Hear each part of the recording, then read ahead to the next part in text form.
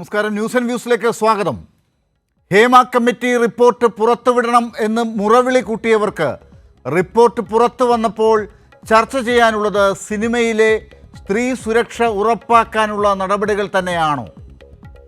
വെളിപ്പെടുത്തലുകളും ആരോപണങ്ങളും പരാതികളാകുമ്പോൾ പ്രത്യേക അന്വേഷണ സംഘം കൃത്യമായി ഇടപെടാൻ കാവലുണ്ട്. ആരോപണങ്ങളിൽ പെടുന്നവരുടെ രാഷ്ട്രീയം നോക്കി സമരവും സംവാദവും സംഘടിപ്പിക്കുന്നവർ സിനിമയിൽ സ്ത്രീ സുരക്ഷ ഉറപ്പിക്കാൻ ജസ്റ്റിസ് ഹേമ പറഞ്ഞത് പാടെ മറക്കുകയാണോ? നയം രൂപീകരിക്കാൻ കോൺക്ലേവ് പ്രഖ്യാപിക്കും മുൻപ് തന്നെ ബഹിഷ്കരിക്കാൻ തീരുമാനിച്ചവരും സിനിമയിലെ വിരോധങ്ങൾ സംഘടനകളിലെ രാജികളിലൂടെ തീർക്കുന്നവരും ചർച്ചകൾക്ക് കൊഴുപ്പ് കൂട്ടി കാഴ്ചക്കാരെ കൂട്ടി റേറ്റിംഗ് മെച്ചപ്പെടുത്തുന്നവരും ഹേമ കമ്മിറ്റി പഠിപ്പിച്ച പാഠങ്ങൾ മറന്നു? ന്യൂസ് ആൻഡ് വ്യൂസ് അന്വേഷിക്കുന്നു. ഇന്ന് ചർച്ചയിൽ ചേരുന്നവർ: ഇടതു നിരീക്ഷകൻ അഡ്വക്കേറ്റ് PA പ്രിജി, കോൺഗ്രസ് വക്താവ് ഡോക്ടർ സോയ ജോസഫ്, ചലച്ചിത്ര പ്രവർത്തക Bhagyalakshmi. Advocate PA Priji, Hema committee report പുറത്തു വരാൻ വേണ്ടി എന്തൊക്കെ കോലാഹലങ്ങൾ ഉണ്ടായി എന്ന് നമ്മൾ കണ്ടതാണ്. ഇപ്പോൾ കമ്മിറ്റി റിപ്പോർട്ട് പുറത്തു വന്ന ശേഷം ഇപ്പോൾ ഏതാണ്ട് 10 ദിവസത്തോളമായിട്ടുണ്ട്. നടക്കുന്ന ചർച്ചകൾ, ചുറ്റുപാടുകളിലെ വാർത്തകൾ, ഇതൊക്കെ നമ്മുടെ മുമ്പിലുണ്ട്. ഈ കമ്മിറ്റി റിപ്പോർട്ട് എല്ലാവരും മറന്നു എന്ന് അഡ്വക്കേറ്റ് PA പ്രിജിക്ക് തോന്നുന്നുണ്ടോ? ഇപ്പോൾ ചർച്ച ചെയ്യുന്നത് കാണുമ്പോൾ സിനിമാ സംഘടനകൾ ഉൾപ്പെടെ മാധ്യമങ്ങൾ, രാഷ്ട്രീയ ചർച്ചകൾ, WCCയും അമ്മയും ഒക്കെ ഏതൊക്കെ തരത്തിൽ നമ്മൾ ഈ മേഖലയിലെ സ്റ്റേക്ക് ഹോൾഡേഴ്സായി കാണുന്ന എല്ലാവരെയും എടുത്താലും ആരെങ്കിലും ഹേമ കമ്മിറ്റി റിപ്പോർട്ടിനെ അതിൻ്റെ ഗൗരവത്തോടു കൂടി ചർച്ച ചെയ്യുന്നതായി കാണുന്നുണ്ടോ അഡ്വക്കേറ്റ് PA പ്രിജി?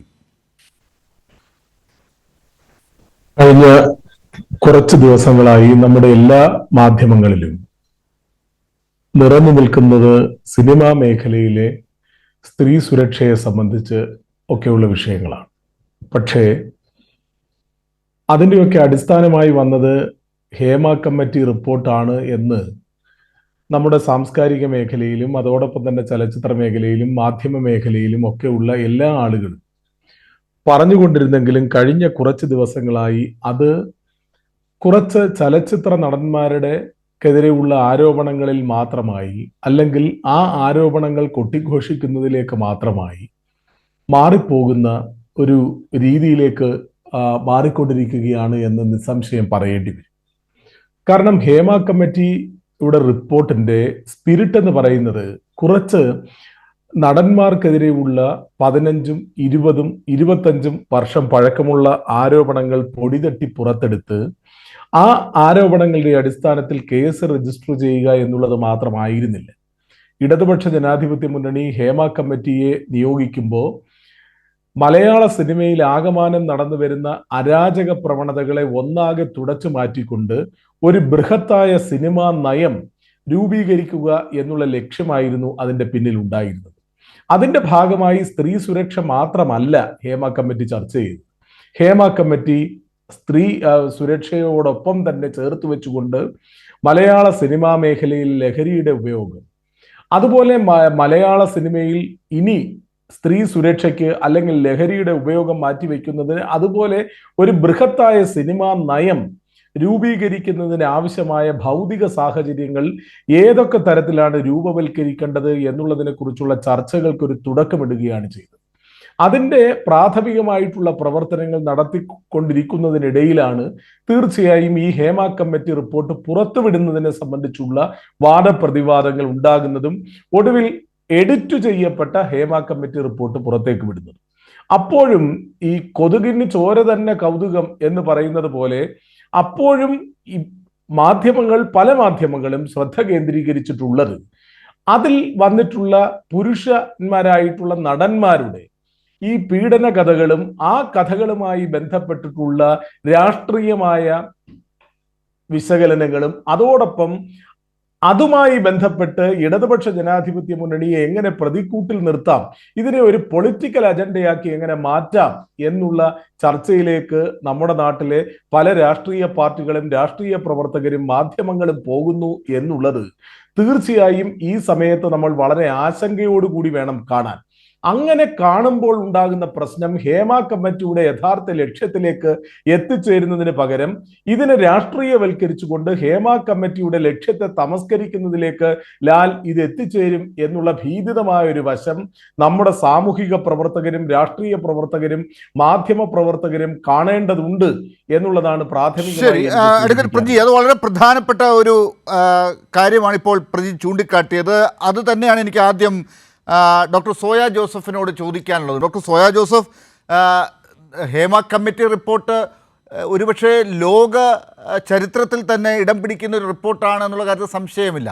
സിനിമാ രംഗത്ത് നേരത്തെ അഡ്വക്കേറ്റ് പി എ പ്രജി പറഞ്ഞതുപോലെ നടന്നു വന്നിരുന്ന അരാജകത്വത്തെ അവസാനിപ്പിക്കാനായി ഒരു സർക്കാർ ഒരു കമ്മിറ്റിയെ വെക്കുന്നു. ആ കമ്മിറ്റി ഈ മേഖലയെക്കുറിച്ച് ഒരിക്കലും നടക്കില്ല എന്ന കരുതിയ രീതിയിലുള്ള പഠനങ്ങൾ നടത്തുന്നു, മൊഴികൾ എടുക്കുന്നു, പല രീതിയിലുള്ള ചോദ്യാവലികൾ വെച്ച് സർവേ നടത്തുന്നുണ്ട്, നേരിട്ട കാര്യങ്ങൾ പോയി പഠിക്കാൻ ശ്രമിക്കുന്നുണ്ട്. ഇതിനൊക്കെ പരിമിതികളുണ്ട് എങ്കിൽ പോലും അത് നടന്നത് നമ്മുടെ നാട്ടിലാണ്, നമ്മുടെ സിനിമയിലാണ് അങ്ങനെ ഒരു പഠനം നടന്നത് എന്നുള്ളത് വളരെ പ്രധാനപ്പെട്ട കാര്യമാണ്. അത് ഏത് സർക്കാർ ആയിക്കോട്ടെ, പക്ഷേ നമ്മുടെ നാട്ടിലെ സർക്കാർ അതിന് മുൻകൈ എടുത്തു എന്നത് വളരെ പ്രധാനപ്പെട്ട കാര്യം തന്നെയാണ്.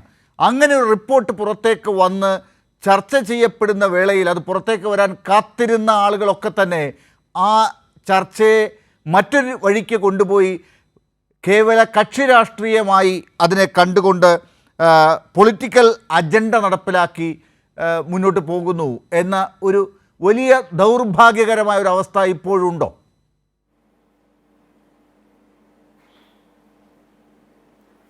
ഹേമ കമ്മിറ്റി റിപ്പോർട്ടിനെ സംബന്ധിച്ച് യാതൊരു വിധത്തിലുള്ള അപവാദവും പറയാൻ ആഗ്രഹിക്കുന്ന ഒരാളല്ല ഞാൻ. വളരെ കൃത്യമായി തന്നെ ഈ മേഖലയിലുള്ള മുഴുവൻ വിഷയങ്ങളും പഠിച്ചുകൊണ്ട്, ഈ പറഞ്ഞതുപോലെ അത് ലൈംഗികാരോപണങ്ങളുടെ വിഷയം മാത്രമല്ല, ഒരു സമഗ്രമായിട്ടുള്ളൊരു പഠനം അവർ നടത്തിയിട്ടുണ്ട്. അത് മൊഴികൾ എടുത്തുകൊണ്ടാണെങ്കിലും മറ്റു തരത്തിലുള്ള വിവരങ്ങൾ ശേഖരിച്ചുകൊണ്ടാണെങ്കിലും. കാരണം അതിനെ ഒരു കേവലം ലൈംഗികാരോപണങ്ങളുടെ ഒരു കുറ്റപത്രം സമർപ്പിക്കലായിട്ട് നമ്മൾ അതിനെ ഒരു ഘട്ടത്തിലും മനസ്സിലാക്കേണ്ടതില്ല.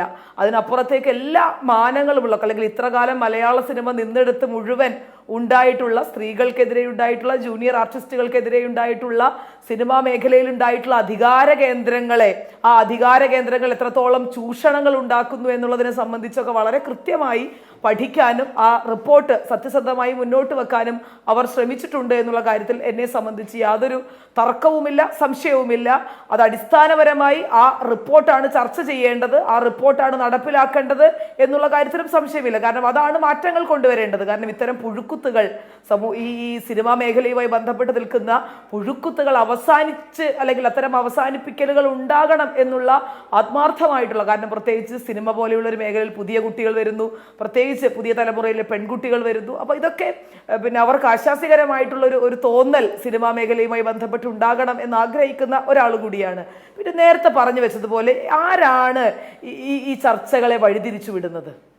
അത് വലിയൊരു ചോദ്യമാണ്. ആരാണ് ഈ ചർച്ചകളെ വഴിതിരിച്ചു വിടുന്നത് എന്ന് നമ്മൾ ചിന്തിക്കേണ്ടിയിരിക്കുന്നു. അപ്പോൾ ഇത്തരത്തിൽ അജണ്ടകൾക്കപ്പുറത്തേക്ക് ഒരു റിപ്പോർട്ട്, ഞാൻ പിന്നെ അതിൻ്റെ മറ്റു രാഷ്ട്രീയ വശങ്ങളിലേക്ക് കടക്കുന്നതിനപ്പുറത്തേക്ക് ഈ 4.5 കൊല്ലം അത് പിടിച്ചു വെക്കുകയും അതിനുശേഷം അത് പുറത്തു വരികയും അത് പുറത്തു വന്നതിന് ശേഷം നമുക്കറിയാം, ആ റിപ്പോർട്ട് മാത്രമല്ല, ആ റിപ്പോർട്ടിനെ തുടർന്ന് സമൂഹത്തിൽ ഉണ്ടാകുന്ന പിന്നെ തുറന്നു പറച്ചിലുകൾ തീർച്ചയായും വലിയ അപകടം ഉണ്ടാക്കും, അല്ലെങ്കിൽ വലിയ രീതിയിലുള്ള പ്രശ്നങ്ങൾ ഉണ്ടാക്കും എന്നുള്ള തോന്നലിൽ നിന്ന് തന്നെയാകണം ഈ റിപ്പോർട്ട് ഇത്ര കാലം മറച്ചു വെക്കപ്പെട്ടത് എന്ന് പിന്നെ ബോധ്യമുള്ള ഒരാൾ കൂടിയാണ് ഞാൻ. അപ്പോൾ അത്തരത്തിൽ മറച്ചു വെക്കപ്പെട്ടിട്ടുള്ള ഒരു റിപ്പോർട്ട്, അല്ലെങ്കിൽ മാറ്റി നിർത്തപ്പെട്ടിട്ടുള്ള ഒരു റിപ്പോർട്ട് അത് വരുമ്പോൾ ഇത്തരത്തിലുള്ള ആരോപണങ്ങൾ വരുന്നതിന് അത്ര ലാഘവത്തോടു കൂടെ കാണേണ്ടതില്ല.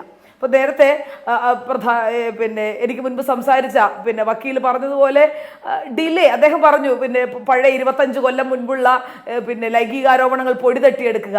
അദ്ദേഹത്തിന് തന്നെ അദ്ദേഹം ഒരു വക്കീലാണ്, ഞാനൊരു വക്കീലല്ല എങ്കിൽ പോലും അദ്ദേഹം ഒരു അഭിഭാഷകനാണ്. അദ്ദേഹത്തിന് കൃത്യമായിട്ട് അറിയാം ഇത്തരം കേസുകളിൽ പിന്നെ ഡിലേ എന്ന് പറയുന്നത് ഒരു തരത്തിലും അതിൻ്റെ ഒരു ക്രൈറ്റീരിയ അല്ല. നിങ്ങൾക്ക് എത്ര വർഷം കഴിഞ്ഞാണോ അത് പറയണമെന്ന് തോന്നുന്നത് അത് നിങ്ങൾക്ക് പറയാം. അത് അതിന്റെ പൂർണ്ണമായ മെറിറ്റോട് കൂടെ കേസ് നിലനിൽക്കുമെന്നുള്ളത് വാദമാണ്. അപ്പൊ അത്തരത്തിൽ അത് എത്ര കാലം മുൻപത്തെ അതിന് അത്ര ലാഘവത്തോടു കൂടെ നമ്മൾ കാണേണ്ടതില്ല. ലൈംഗിക ആരോപണങ്ങൾ ഉണ്ടെങ്കിൽ അത് ചർച്ച ചെയ്യപ്പെടട്ടെ. തീർച്ചയായും അത്തരത്തിലൊരു ആരോപണം ഉണ്ടെങ്കിൽ അത് ചർച്ച ചെയ്യപ്പെടേണ്ടതാണ്. അതിനെ ഒഴിച്ചു വെക്കേണ്ടതില്ല. അക്കാര്യത്തിലൊന്നും യാതൊരു സംശയവുമില്ല. പക്ഷേ ഹേമ കമ്മിറ്റി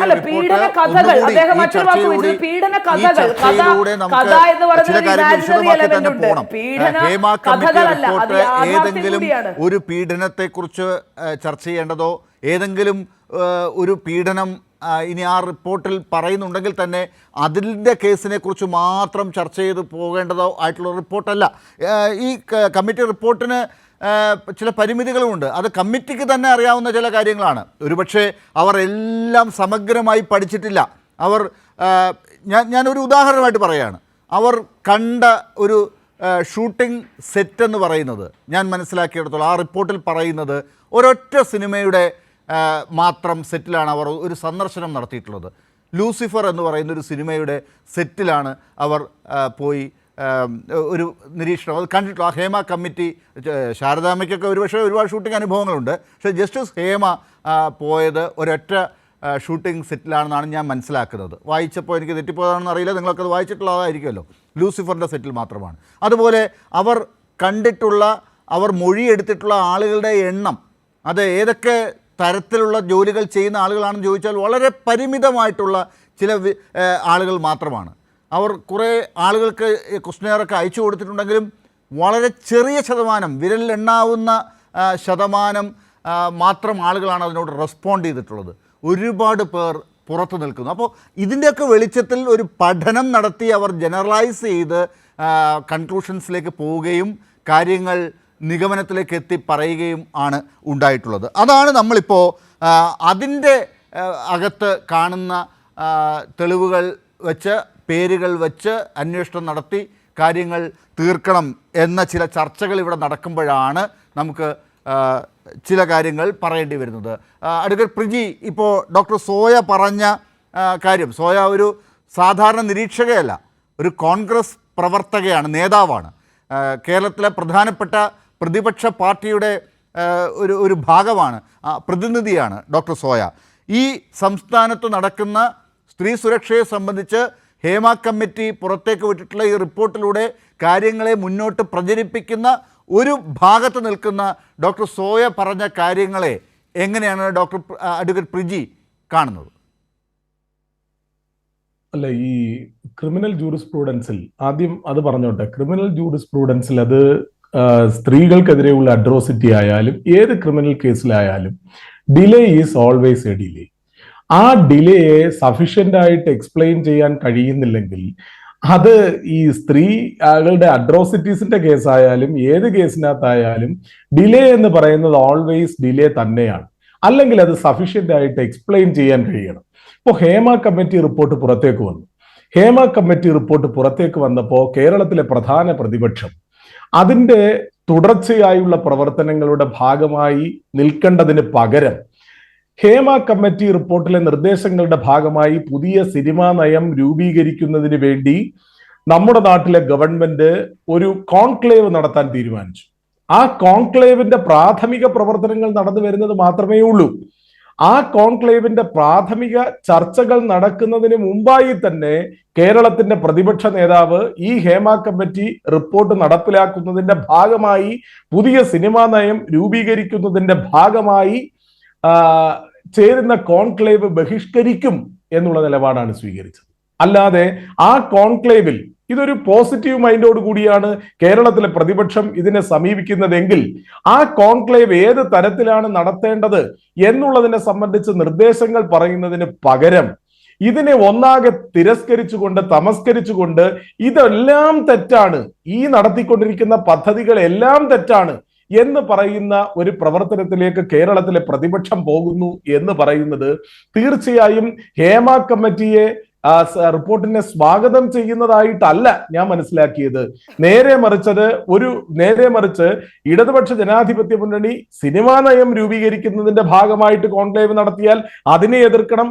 വേറെ ഏത് നയപരിപാടികളും വികസന പദ്ധതികളും നമ്മുടെ നാട്ടിലേക്ക് കൊണ്ടുവന്നാൽ ആ പദ്ധതികളെയും രീതികളെയും കോൺക്ലേവിനെയും ഒന്നാകെ ബഹിഷ്കരിച്ചുകൊണ്ട് ഈ നാട്ടിലെ ജനോപകാരപ്രദമായ സർക്കാർ കൊണ്ടുവരാൻ ശ്രമിക്കുന്ന പദ്ധതികളെ ഒന്നാകെ ഞങ്ങൾ എതിർക്കും എന്ന് പറയുന്ന നിലയിലേക്ക് ഇതിനെ കൊണ്ടുപോകാൻ ശ്രമിക്കുന്നത് ശരിയാണോ ലാൽ?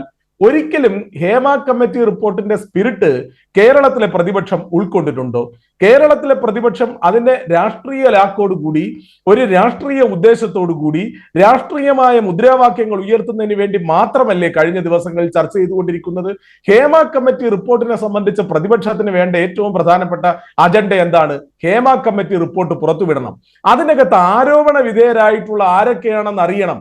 ആരോപണ വിധേയരെ സംരക്ഷിക്കണം എന്നുള്ള നിലപാട് ഇടതുപക്ഷ ജനാധിപത്യ മുന്നണി ഗവൺമെന്റിനുണ്ട് എന്ന് ഞാൻ വിശ്വസിക്കുന്നില്ല. പക്ഷെ നേരെ മറിച്ച് ഈ റിപ്പോർട്ട് തയ്യാറാക്കിയതിന്റെ പിന്നിലെ തന്നെ ഉദ്ദേശം അതിന്റെ രണ്ടാമത്തെ പേജിൽ തന്നെ പറയുന്നുണ്ട്. ഇത് ആരെയും ശിക്ഷിക്കുന്നതിന് വേണ്ടിയോ മറ്റെന്തെങ്കിലും ഒരു പദ്ധതിക്ക് വേണ്ടിയോ അല്ല, നേരെ മറിച്ച് ഇതൊരു പഠന റിപ്പോർട്ടാണ്. ഈ പഠന റിപ്പോർട്ടിന്റെ അടിസ്ഥാനത്തിൽ കുറേയേറെ നിർദ്ദേശങ്ങൾ ഹേമ കമ്മിറ്റി സർക്കാരിലേക്ക് വെച്ചിട്ടുണ്ട്. അതിൽ ഏറ്റവും പ്രധാനപ്പെട്ട ഒരു കാര്യമാണ് സിനിമാ നയം രൂപീകരിക്കുക, 2 ട്രിബ്യൂണൽ രൂപീകരിക്കുക.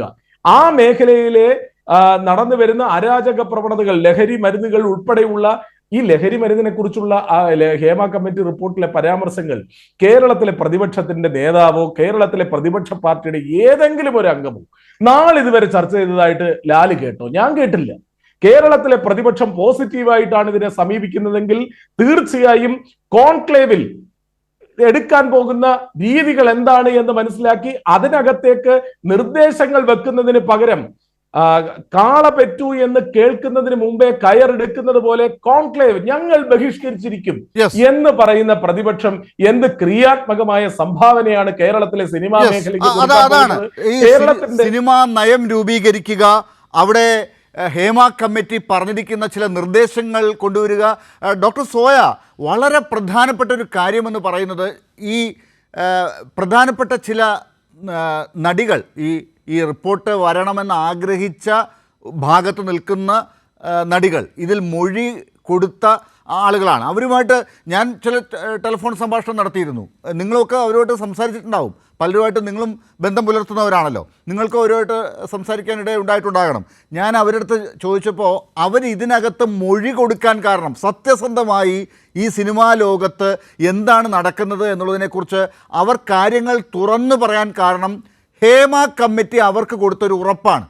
ഒരു കാരണവശാലും നിങ്ങളുടെ പേര് പുറത്തു പോകില്ല, നിങ്ങളുടെ വിവരങ്ങൾ പുറത്തേക്ക് നൽകില്ല. ആ അഷുറൻസ് നൽകിക്കൊണ്ട് അവർ തുറന്നു പറഞ്ഞ പല കാര്യങ്ങളുണ്ട്. അതൊക്കെ എന്തോ ആയിക്കൊള്ളട്ടെ, അതെന്നാലും കുഴപ്പമില്ല, അവരുടെ പേരുകൾ പുറത്തേക്ക് വന്നാലും കുഴപ്പമില്ല എന്നൊരു നിലപാട് ഉത്തരവാദിത്തപ്പെട്ടവർ ഇപ്പോൾ എടുത്താൽ ഇനി എന്തായിരിക്കും സംഭവിക്കുക? നോക്കൂ, ഈ ഹേമ കമ്മിറ്റി റിപ്പോർട്ട് ഇപ്പോൾ എവിടെയൊക്കെ ചർച്ച ചെയ്യുന്നു? കഴിഞ്ഞ ദിവസം തമിഴ് സിനിമാ രംഗത്തെ പ്രധാനപ്പെട്ട ഒരു നടൻ പറഞ്ഞത് നമ്മൾ കേട്ടല്ലോ. അവിടെയും ഇതുപോലൊരു കമ്മിറ്റി വേണം എന്നാണ്. ഇനി അവിടെ ഒരു കമ്മിറ്റി ഉണ്ടാക്കിയെന്നിരിക്കട്ടെ, ആ കമ്മിറ്റിയിൽ ഇതുപോലെയുള്ള ചില നടപടികൾ അവർ ശ്രമിച്ചു എന്നിരിക്കട്ടെ, മൊഴിയെടുക്കാൻ ശ്രമിച്ചു എന്നിരിക്കട്ടെ. ഇവിടുത്തെ അനുഭവമുള്ള ആളുകൾ, ഇവിടുത്തെ രാഷ്ട്രീയ കോലാഹലം കാണുന്നവർ അവിടെ പോയി മൊഴി കൊടുക്കുമോ? അവർ പേടിക്കില്ലേ? നമുക്ക് ഇങ്ങനെയാണോ സ്ത്രീകളുടെ സുരക്ഷ ഉണ്ടാക്കിയെടുക്കേണ്ടത്? ഈ കാര്യത്തിൽ കുറച്ചുകൂടി ഒരു ഉത്തരവാദിത്വം നമ്മൾ കാണിക്കേണ്ടതുണ്ട് എന്ന് തന്നെ ഈ ഘട്ടത്തിലെങ്കിലും പല അനുഭവങ്ങളുടെ വെളിച്ചത്തിൽ, കഴിഞ്ഞ 10 ദിവസത്തെ അനുഭവത്തിൽ തോന്നുന്നുണ്ടോ ഡോക്ടർ സോയ?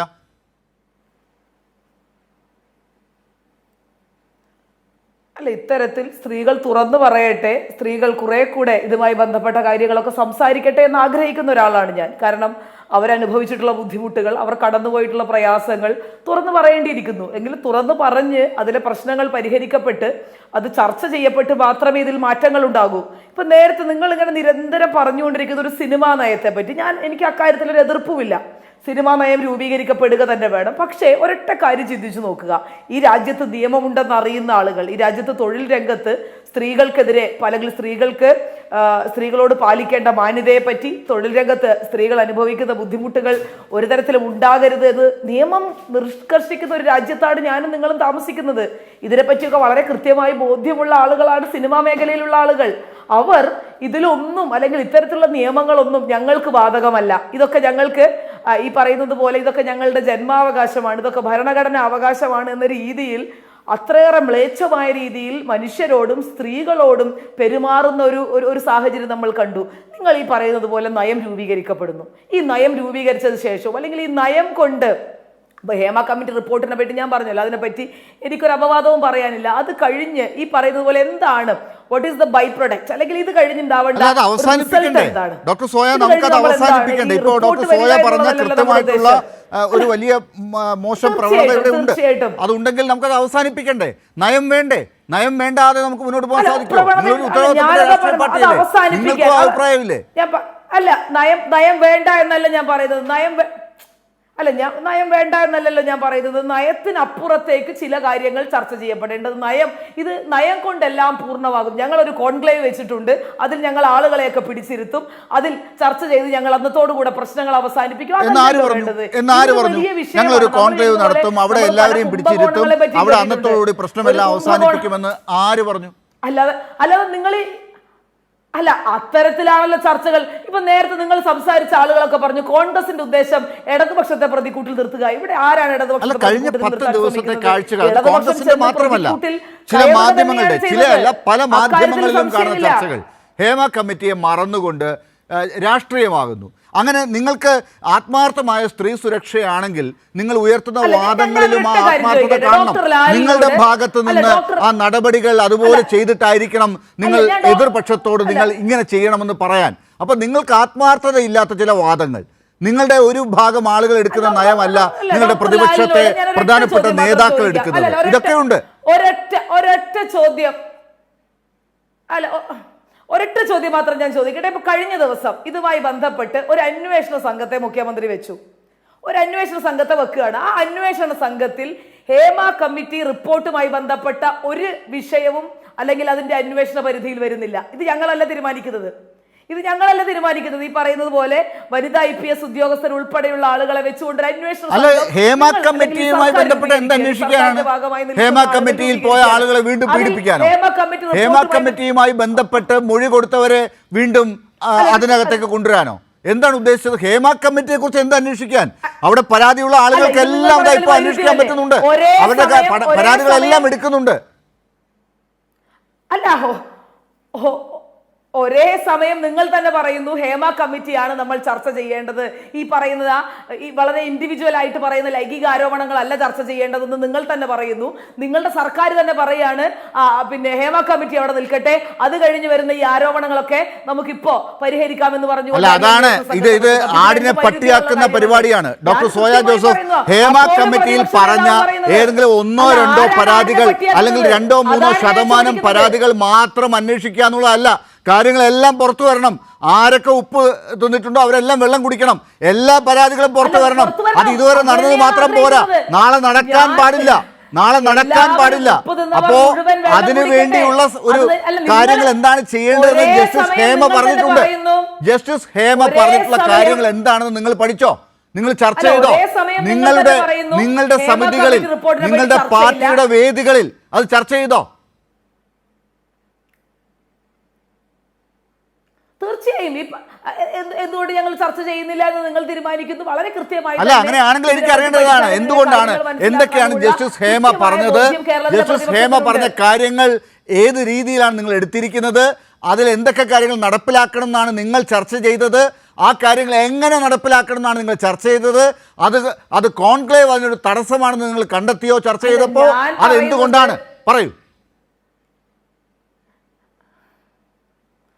അല്ല, കോൺക്ലേവും ട്രിബ്യൂണലും ഒന്നും ഞാൻ പറയുന്നത് ഈ കോൺക്ലേവും ട്രിബ്യൂണലും ഒക്കെ നടക്കട്ടെ. അതിനു മുൻപ് അതീവ ഗുരുതരമായിട്ടുള്ള വിഷയങ്ങളില്ലേ? അതിനു മുൻപ് ഇതുകൊണ്ട് മാത്രം പ്രശ്നങ്ങൾ അവസാനിക്കപ്പെടുന്നില്ല. അതെന്താണെന്ന് പറയൂ. നിങ്ങൾ കണ്ടെത്തിയത് എന്താണ്? നിങ്ങൾ ചർച്ച ചെയ്തപ്പോൾ കണ്ടെത്തിയത് എന്താണ്? നമ്മൾ അതിനെപ്പറ്റി മാത്രം ചർച്ച ചെയ്യേണ്ടതുള്ളൂ. നമ്മൾ അത് മാത്രമേ നമ്മൾ അത് മാത്രമേ ചർച്ച ചെയ്യേണ്ടെന്നുള്ളതല്ല. അതുമായി ബന്ധപ്പെട്ട ആരോപണങ്ങൾ പുറത്തു വരട്ടെ. പുറത്തു വരുന്നുണ്ടല്ലോ, അത് അന്വേഷിക്കാനുള്ള സമിതി ഉണ്ടല്ലോ, അന്വേഷണ സംഘം ഉണ്ടല്ലോ. എനിക്ക് മനസ്സിലാവുന്നില്ല. അല്ല, സമിതി ഉണ്ടാകട്ടെ. സമിതി ആരാ സമിതിയിലുള്ളത്? ഈ നയരൂപീകരണ സമിതിയിലുള്ള ആളുകൾ ഈ വേട്ടക്കാരൻ തന്നെ. ഇല്ല, നയരൂപീകരണ സമിതി അല്ല ഞാൻ പറഞ്ഞത്, അന്വേഷണ സംഘത്തെ കുറിച്ചാണ് ഞാൻ പറഞ്ഞത്. ആരോപണങ്ങൾ വരുമ്പോൾ, വെളിപ്പെടുത്തലുകൾ വരുമ്പോൾ, പരാതികൾ വരുമ്പോൾ അത് അന്വേഷിക്കാനുള്ള അന്വേഷണ സംഘത്തെ ഇവിടെ നിയോഗിച്ചിട്ടുണ്ട്. അവർ അത് അന്വേഷിക്കും, അതിന്റെ പേരിൽ കേസെടുക്കും, അതിന്റെ പേരിൽ ഇവിടെ നിയമ നടപടികൾ എല്ലാം നടക്കുന്നുണ്ട്. ആ കാര്യങ്ങൾ ഒരു ഭാഗത്ത്. ഞാൻ പറഞ്ഞ അതല്ല, ഹേമ കമ്മിറ്റിയെ നിങ്ങൾ വീണ്ടും മറക്കുകയാണ്. ഇന്നത്തെ പ്രധാനപ്പെട്ട ചർച്ച ഹേമ കമ്മിറ്റിയാണ്. നിങ്ങൾ ഹേമ കമ്മിറ്റിയും സുരക്ഷയും ഒക്കെ വളരെ പ്രധാനപ്പെട്ടതാണെങ്കിൽ നിങ്ങളത് ചർച്ച ചെയ്തെങ്കിൽ നിങ്ങളുടെ വേദിയിൽ ചർച്ചയിലൂടെ പുറത്തേക്ക് വന്ന ഹേമ കമ്മിറ്റി എങ്ങനെ നടപ്പിലാക്കണമെന്ന നിങ്ങളുടെ വാദം എന്താണ്? സർക്കാരിനോട് പറയൂ, കേൾക്കട്ടെ അവര്. അല്ല, തീർച്ചയായിട്ടും അത് ഞാൻ പറഞ്ഞല്ലോ, നിങ്ങളോട് ഞാൻ നിരന്തരമായി പറയുന്നു, കോൺക്ലേവിനോ നയരൂപീകരണത്തിനോ ട്രിബ്യൂണലിനോ ഒന്നും അല്ല, ഇതൊക്കെ നടപ്പിലാകേണ്ട കാര്യം തന്നെയാണ്. ഞാനും നിങ്ങളും ആത്യന്തികമായി ആഗ്രഹിക്കുന്നത് ഈ മേഖലയിൽ ശുദ്ധീകരണം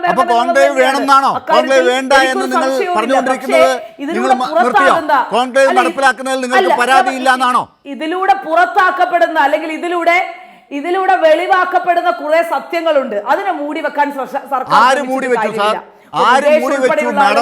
ഗണേഷ് കുമാർ ഉൾപ്പെടെയുള്ള ആളുകൾ അവരുടെയൊക്കെ അല്ല, സർക്കാരിനെ സംബന്ധിച്ച് ഇതിനെയൊക്കെ കാരണം ഈ റിപ്പോർട്ട് ഒരു കൊല്ലം മുൻപ് നയരൂപീകരണ സമിതി വായിച്ചിട്ടുണ്ടെന്നാണ് പറയുന്നത്. നയരൂപീകരണ സമിതിയോട് പറഞ്ഞിട്ടുള്ളത് നിങ്ങൾ ഹേമ കമ്മീഷൻ റിപ്പോർട്ട് പഠിച്ച് അതിന് വേണ്ട നിർദ്ദേശങ്ങൾ തരണമെന്നാണ് പറഞ്ഞത്. ആ നയരൂപീകരണ സമിതിയിലുള്ള അംഗമായിട്ടുള്ള മുകേഷ് റിപ്പോർട്ട് വായിച്ചിട്ടില്ലേ? മുകേഷിന് ഉൾപ്പെടെയുള്ള ആളുകൾക്കെതിരെയുള്ള ആരോപണങ്ങൾ വളരെ കൃത്യമായി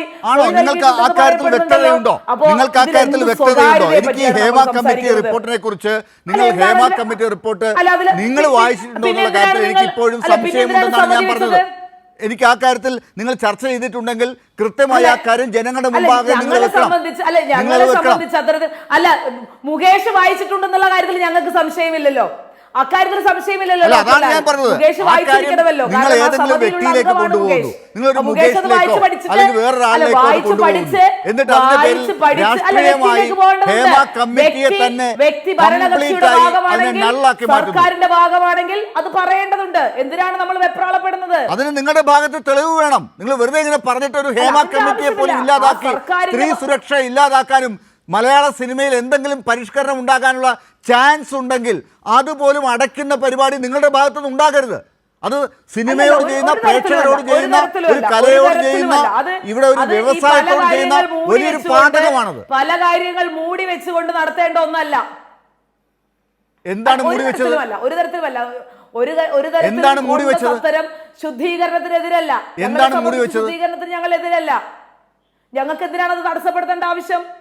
അല്ല, ഞാൻ പറയുന്നത് അതില് റിപ്പോർട്ടിൽ പറയുന്ന പല കാര്യങ്ങൾ, ഇപ്പൊ പിന്നെ വിവരാവകാശ കമ്മീഷൻ പറയുന്ന, ഹൈക്കോടതി പറഞ്ഞിട്ടില്ലാത്ത പല പേജുകളും സർക്കാർ ഇടപെട്ട് മൂടി വെച്ചു എന്ന് പറയപ്പെടുന്നുണ്ട്. അല്ല, അത് പറയപ്പെടുന്നുണ്ട്. അതാണ് നിങ്ങളുടെ രക്ഷപ്പെടൽ.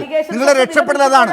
സർക്കാർ ഇടപെട്ട് ഏതൊക്കെയോ പേജുകൾ, ചില ഭാഗങ്ങൾ മാറ്റിവെച്ചു എന്ന് പറയപ്പെടുന്നുണ്ടെന്നാണ്. നിങ്ങൾക്ക് ഉറപ്പില്ല.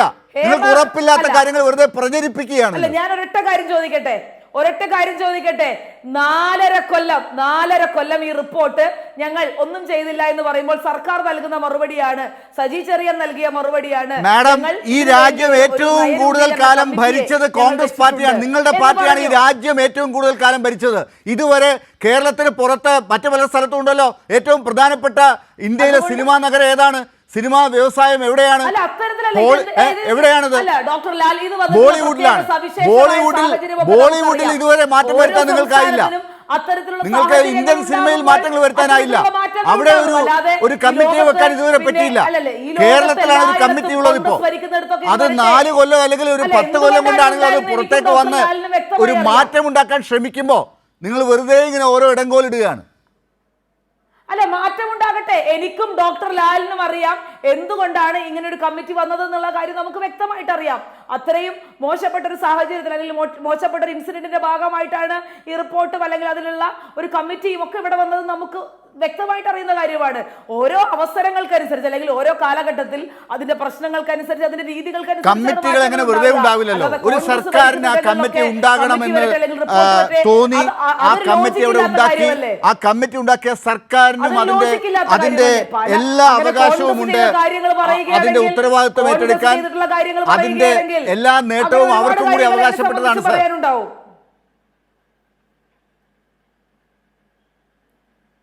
അല്ല, കോൺഗ്രസ് ചെയ്ത അങ്ങനെയാണെങ്കിൽ കോൺഗ്രസ് ചെയ്ത കാര്യങ്ങൾ പറയുമ്പോൾ എനിക്കും ഒരുപാട് കാര്യങ്ങൾ പറയണ്ടാവും. അത് ലോജിക്കില്ലാത്തൊരു ആർഗ്യുമെന്റ് ആണ്. നമ്മൾ ഈ പറഞ്ഞു വെക്കുന്നത് പിന്നെ CPM ഇത് ചെയ്തു, കോൺഗ്രസ് അത് ചെയ്തു, അതല്ലല്ലോ. ഇതൊരു സവിശേഷമായ സാഹചര്യത്തിൽ ഒരു കമ്മിറ്റി വരുന്നു, ആ കമ്മിറ്റിയുടെ റിപ്പോർട്ട് പുറത്തു വരുന്നു, സർക്കാരിനെ കൊണ്ട് ചെയ്യാൻ കഴിയുന്നത് സർക്കാർ ചെയ്യുന്നു, അല്ലെങ്കിൽ പ്രതിപക്ഷം അതിനോട് സഹകരിച്ച് മുന്നോട്ട് പോകുന്നു, അതിന്റെ വിമർശനങ്ങൾ ഉന്നയിക്കുന്നു. ഇതിന്റെ ആത്യന്തികമായ ലക്ഷ്യം എന്ന് പറയുന്നതിൽ പിന്നെ ഇതിലൊരു ശുദ്ധീകരണം നടക്കേണ്ടതുണ്ട്. അതിൽ ഭരണ കക്ഷിയുടെ ഭാഗമായി നിൽക്കുന്ന ആളുകൾ, അതിന്റെ ഏറ്റവും അടുത്ത് നിൽക്കുന്ന ആളുകൾ ഉണ്ടെങ്കിൽ തീർച്ചയായും അത് ധാർമ്മികമായിട്ട് ശുദ്ധീകരണം ഈ നയരൂപീകരണ സമിതിയിൽ മാത്രം മതി എന്നാണോ? നിങ്ങൾക്ക് ഈ ശുദ്ധീകരണം നയരൂപീകരണ സമിതിയിൽ ശുദ്ധീകരണം വേണമെന്നുള്ള കാര്യത്തിൽ ആർക്കും സംശയമില്ല. അത് നയത്തിലും വേണ്ട പരിഷ്കരണങ്ങളൊക്കെ വേണമെന്നുള്ള കാര്യത്തിൽ ആർക്കും സംശയമില്ല. ഇതുമായി ബന്ധപ്പെട്ട് നിൽക്കുന്നവരെല്ലാം ശുദ്ധരായിരിക്കണം എന്നുള്ള കാര്യത്തിൽ ഒരു സംശയമില്ല. കേൾക്കൂ മാഡം, ഒരു മിനിറ്റ് കേൾക്കൂ. പക്ഷേ ശുദ്ധീകരണം നടക്കേണ്ടത് മലയാള സിനിമയിലാണ്. ആ മലയാള സിനിമയിൽ ശുദ്ധീകരണം നടക്കാൻ വേണ്ടി എന്ത് വേണമെന്ന് ഹേമ കമ്മിറ്റി പറഞ്ഞിട്ടുണ്ട്. അതിലേക്ക് നിങ്ങൾ പോകുന്നില്ല. ഹേമ കമ്മിറ്റി പറഞ്ഞ കാര്യങ്ങൾ ചെയ്യാൻ നിങ്ങൾ ഒരു ഇഞ്ച് പോലും ഒരു കാര്യവും ചെയ്യുന്നില്ല. അല്ല, അത്തരത്തിൽ ഞങ്ങൾ അതിനെ എതിർക്കുന്നില്ല. ഈ ശുദ്ധീകരണ കമ്മിറ്റിയാണല്ലോ, അല്ലെങ്കിൽ ഈ പറഞ്ഞതുപോലെ അതിന് നയരൂപീകരണ കമ്മിറ്റിയിൽ പോലും ശുദ്ധീകരണം നടന്നിട്ടില്ലെങ്കിൽ സാർ എങ്ങനെയാണ് ഈ അതൊക്കെ കാത്തിരുന്ന് കാണേണ്ട കാര്യമാണല്ലോ. നയരൂപീകരണ സമിതിയിൽ ഏതെങ്കിലും തരത്തിലുള്ള ശുദ്ധീകരണം നടക്കേണ്ടതുണ്ടെങ്കിൽ ആ വാദം നിങ്ങൾ മുന്നോട്ട് വെക്കുന്നത് മനസ്സിലാക്കാം. പക്ഷെ അതാണോ ഇവിടെ നടന്നത്? അഡ്വക്കേറ്റ് പി എ പ്രജി, പ്രതിപക്ഷത്തിന്റെ പ്രധാന പ്രതിപക്ഷം കേരളത്തിൽ ഈ സിനിമാ രംഗത്ത് മാറ്റങ്ങൾ ഉണ്ടാകാൻ വേണ്ടി ആത്മാർത്ഥമായിട്ട് ആഗ്രഹിക്കുന്നവരാണെന്ന് പറയുന്നു. ഹേമ കമ്മിറ്റിയെക്കുറിച്ച് അവർക്ക് ഒരു തരത്തിലുള്ള എതിരഭിപ്രായവുമില്ല. അത് നടപ്പിലാക്കണമെന്ന് തന്നെയാണ് പറയുന്നത്. പക്ഷേ ഈ നയം രൂപീകരിക്കാനുള്ള കമ്മിറ്റി ശുദ്ധീകരിക്കപ്പെടണമെന്നാണ് അവർ ഈ നടത്തുന്ന എല്ലാ വാദവും. ഇവിടുത്തെ ചർച്ചകൾ മുഴുവൻ ഈ നയരൂപീകരണ സമിതിയുടെ ശുദ്ധീകരണത്തിനാണെന്ന് പറഞ്ഞാൽ അത് വിശ്വസിക്കാനാകുമോ? രാഷ്ട്രീയമില്ലേ അതിന്? ഒരു കാര്യം ഞാൻ ഈ ചർച്ചയിൽ പറയാൻ ആഗ്രഹിക്കുന്നത്, ഈ ചർച്ചയിൽ പങ്കെടുക്കുന്ന കോൺഗ്രസിന്റെ വക്താവിനെ ഞാൻ വളരെ നന്നായി സ്വാഗതം ചെയ്യുകയും അഭിനന്ദിക്കുകയും ചെയ്യും. മറ്റൊന്നും കൊണ്ടല്ല, ഇടതുപക്ഷ ജനാധിപത്യ മുന്നണി ഹേമ കമ്മിറ്റി റിപ്പോർട്ടിന്റെ തുടർച്ചയായി നടപ്പിലാക്കാൻ പോകുന്ന നയരൂപീകരണത്തിന്റെ മുന്നോടിയായിട്ടുള്ള കോൺക്ലേവിനെ അവർ സർവാത്മന സ്വാഗതം ചെയ്തു. കേരളത്തിന്റെ പ്രതിപക്ഷ നേതാവ് ബഹിഷ്കരിക്കും എന്ന് പറഞ്ഞ കോൺക്ലേവിനെ അവർ സ്വാഗതം ചെയ്തു എന്ന് പറയുന്നത് തീർച്ചയായും ഈ ചർച്ചയിൽ പങ്കെടുക്കുന്ന കോൺഗ്രസിന്റെ വക്താവിനെ അഭിനന്ദിക്കേണ്ടത് തന്നെയാണ്. അതുകൊണ്ട് തന്നെ ഞാൻ അവരെ അഭിനന്ദിക്കുന്നതിന് വേണ്ടി ഈ അവസരം ഉപയോഗിക്കുകയാണ്. നടന്നുകൊള്ളട്ടെ എന്നാണ് ഞാൻ പറഞ്ഞത്. അല്ലാതെ അത് ഞാൻ അതിനെ സർവാത്മന സപ്പോർട്ട് ചെയ്യേണ്ട കാര്യമൊന്നും എനിക്കില്ല. അല്ല, അപ്പൊ ആ കോൺക്ലേവിന് എതിരാണോ?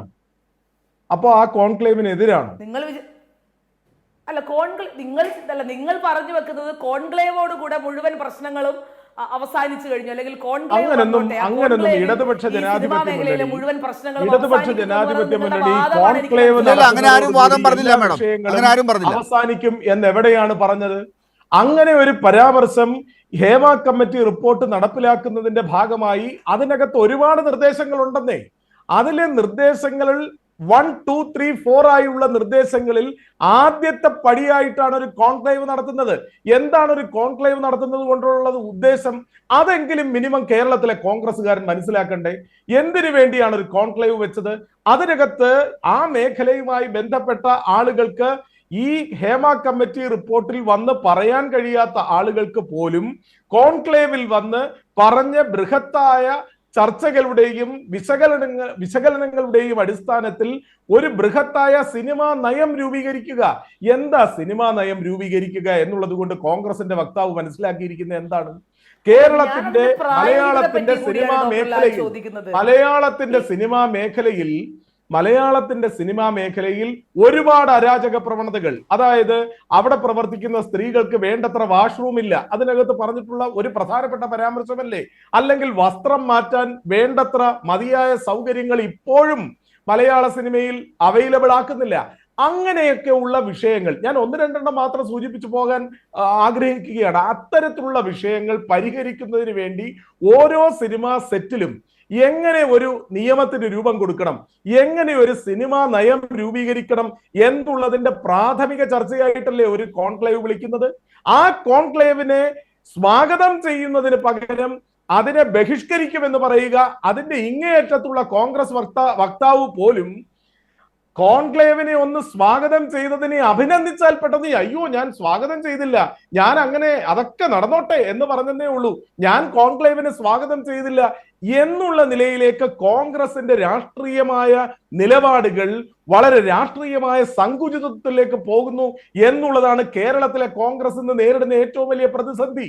അത് ഇടതുപക്ഷ ജനാധിപത്യ മുന്നണി സർക്കാരായാലും മറ്റാരായാലും ഒരു നയരൂപീകരണം അല്ലെങ്കിൽ ഒരു നല്ല പ്രവൃത്തി ഏതെങ്കിലും ഒരു മേഖലയിൽ ചെയ്യുന്നതിന്റെ ഭാഗമായി സംഘടിപ്പിക്കുന്ന പ്രവർത്തനങ്ങളെ സംബന്ധിച്ച് പഠിച്ച് അതിനകത്ത് നിർദ്ദേശങ്ങൾ കൊടുക്കുന്നതിന് പകരം നിങ്ങൾ കോൺക്ലേവ് നടത്തി ഇതോടുകൂടി ഇതെല്ലാം തീരാൻ പോകുന്നു എന്നാണോ നിങ്ങൾ വിചാരിക്കുന്നത് എന്ന ചോദ്യം ഉയർത്തുകയാണോ വേണ്ടത്? ഈ കോൺക്ലേവിൽ പങ്കെടുത്തുകൊണ്ട് ഏതൊക്കെ തരത്തിലുള്ള നയരൂപീകരണങ്ങളാണ് നടത്തേണ്ടത് എന്നുള്ള ചർച്ചകളുടെയും വിശകലനങ്ങളുടെയും അടിസ്ഥാനത്തിൽ അതിന്റെ ഒരു പ്രാഥമികമായ സ്റ്റെപ്പല്ലേ ഇടതുപക്ഷ ജനാധിപത്യ മുന്നണി ഒരു കോൺക്ലേവ് കൊണ്ട് ഉദ്ദേശിക്കുന്നത്? ആ കോൺക്ലേവിനെ പോലും പരാജയപ്പെടുത്തുന്ന ആളുകൾ ഹേമ കമ്മിറ്റി റിപ്പോർട്ടിനകത്തെ ഏത് നിർദ്ദേശങ്ങൾക്ക് വേണ്ടി പോരാടുന്നു എന്നാണ് പറയുന്നത്. ഇത് കോൺഗ്രസിന്റെ മാത്രം ഒരു പ്രശ്നമായി നമുക്ക് വിലയിരുത്താനാകുമോ? കോൺഗ്രസും ഉണ്ട് അതിനകത്ത്. കോൺഗ്രസ് ഒരുപക്ഷെ പ്രതിപക്ഷ നേതാവ് പോലും ശക്തമായി വാദിക്കാത്ത കാര്യങ്ങൾ കോൺഗ്രസിന്റെ പോഷക സംഘടനകൾ ഈ ദിവസങ്ങളിലൊക്കെ വാദിക്കുന്നത് നമ്മൾ കാണുന്നുണ്ട്. അവരിൽ തന്നെ ഒരു ഭിന്നസ്വരം നമ്മൾ കാണുന്നുണ്ട്. അത് അവിടെ നിൽക്കട്ടെ. അതേസമയം സിനിമയിലെ സംഘടനകൾ നോക്കൂ, അവർക്ക് ഹേമ കമ്മിറ്റി റിപ്പോർട്ടിനെ കുറിച്ച് എത്രമാത്രം താല്പര്യമുണ്ട്. അവിടെ അമ്മയാണെങ്കിലും ഫെഫ്കെ ആണെങ്കിലും അതിൻ്റെ പേരിൽ അവിടെ അതിനകത്തുള്ള ആളുകൾ തമ്മിൽ ഉണ്ടാകുന്ന അസ്വാരസ്യങ്ങളും രാജിവെക്കലുകളും ഒക്കെ നമ്മൾ ഈ ദിവസങ്ങളിൽ കാണുന്നു. WCCയിൽ പോലും വ്യത്യസ്തമായ അഭിപ്രായങ്ങൾ ഉണ്ടാകുന്നു. അവർ പോലും വളരെ ഗൗരവമായി ഹേമ കമ്മിറ്റി റിപ്പോർട്ടിനെ കുറിച്ച് അഭിപ്രായങ്ങൾ ഇതുവരെ പറയുന്നത് നമ്മൾ പുറത്തേക്ക് കേട്ടില്ല എന്നതും ഈ കൂട്ടത്തിൽ ചേർത്ത് വായിച്ചു പോകണോ? തീർച്ചയായിട്ടും വായിക്കണം ലാൽ. കാരണം ഞാൻ ഈ വിഷയങ്ങളിൽ ഏറ്റവും ഗൗരവതരമായി കണ്ടത് നമ്മുടെ കേരളത്തിൽ എല്ലാവരും ഇക്കയെന്നും ചേട്ടനെന്നും വിളിക്കുന്ന രണ്ട് സൂപ്പർ താരങ്ങളുടെ മൗനമാണ്. ഇത്രയും ദിവസമായിട്ടും കേരളത്തിലെ റോൾ മോഡലുകളായി എല്ലാ വിഷയങ്ങളിലും അഭിപ്രായം പറയുകയും എല്ലാ കാര്യങ്ങളിലും വന്ന് നെടുനീളത്തിലുള്ള ഗീർവാണങ്ങൾ പ്രകടിപ്പിക്കുകയും ചെയ്യുന്ന കേരളത്തിലെ രണ്ട് സൂപ്പർ താരങ്ങൾ ഹേമ കമ്മിറ്റി റിപ്പോർട്ടുമായി ബന്ധപ്പെട്ട് ഇത്രയേറെ വാദ കോലാഹലങ്ങൾ നടക്കുമ്പോൾ എടുത്ത നിലപാടെന്താ? അഭിപ്രായമുണ്ട്. അതായത് അഡ്വക്കേറ്റ് പ്രജി, ഞാൻ ചോദിച്ചത് സംഘടനകളുടെ കാര്യമാണ്. രണ്ട് വ്യക്തികൾ മാത്രമാണ് അങ്ങ് ഇപ്പൊ ഈ പറഞ്ഞ കാര്യത്തിനകത്ത് വരുന്നത്. അവർ നെടുംതൂണുകളാകാം, അവരുടെ സിനിമകൾക്ക് വലിയ പ്രാധാന്യം നമ്മുടെ സമൂഹത്തിൽ ഉണ്ടാകാം. പക്ഷെ സംഘടനകൾ നോക്കൂ, സംഘടനകൾ ഈ കാര്യത്തെക്കുറിച്ച് ചർച്ച ചെയ്യുകയും പുറത്തേക്ക് കാര്യങ്ങൾ പറയുകയും ചെയ്യേണ്ട ഉത്തരവാദിത്തമില്ലേ? ഞാൻ അതിലേക്കാണ് വന്നത്. അതിലൊരു സൂപ്പർ താരമാണ് ആ സംഘടനയുടെ പ്രസിഡന്റായി പ്രവർത്തിച്ചയാൾ. ആ സംഘടനയുടെ പ്രസിഡന്റായി പ്രവർത്തിച്ചയാൾ എന്താ ചെയ്തത്? അദ്ദേഹം വേഗം പൊടിയും തട്ടി അദ്ദേഹം അങ്ങ് രാജിവെച്ച് ഞാൻ ഇതിലൊന്നും ഒരഭിപ്രായം പറയാൻ ആളല്ല എന്നുള്ള നിലയിൽ പോവുകയാണോ ഒരു കലാകാരൻ എന്നുള്ള നിലയിൽ സോഷ്യൽ കമ്മിറ്റ്മെന്റ് പ്രകടിപ്പിക്കേണ്ടത്? അങ്ങനെയാണോ? ഒരു സംഘടനയുടെ ഭാരവാഹിത്വത്തിലിരിക്കുന്ന കേരളത്തിലെ ഏറ്റവും സൂപ്പറായിട്ടുള്ള നടൻ, ആ നടൻ ചെയ്യേണ്ട പ്രവൃത്തി അദ്ദേഹം സോഷ്യൽ കമ്മിറ്റ്മെന്റ് അദ്ദേഹത്തിന്റെ മേഖലയിൽ പ്രവർത്തിക്കുന്ന ആളുകളുമായി ബന്ധപ്പെട്ട് കമ എന്നൊരു അക്ഷരം മിണ്ടാതെ ആ സംഘടനയുടെ ഭാരവാഹിത്വത്തിൽ നിന്ന് തന്നെ അങ്ങ് ഒഴിഞ്ഞു പോകുന്നതിന്റെ പിന്നിലുള്ള ചേതോവികാരം എന്ത് എന്ന് ഒരുപക്ഷെ വരും ദിവസങ്ങളിൽ പുറത്തു വന്നേക്കാം. എന്തുകൊണ്ടാണ് ഇങ്ങനെ ഇവരെല്ലാവരും ഓടി ഒളിക്കുന്നത്? ഈ സംഘടന ഒന്നാകെ രാജിവെച്ചു പോകുന്നു.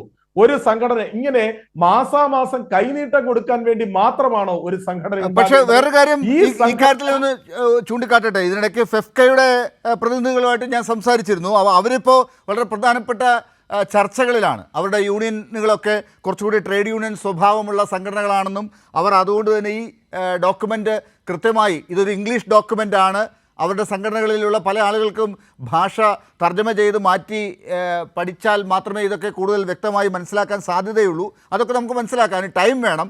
അവരതിന് ഓരോ സമയം കൊടുത്തിട്ടുണ്ട്.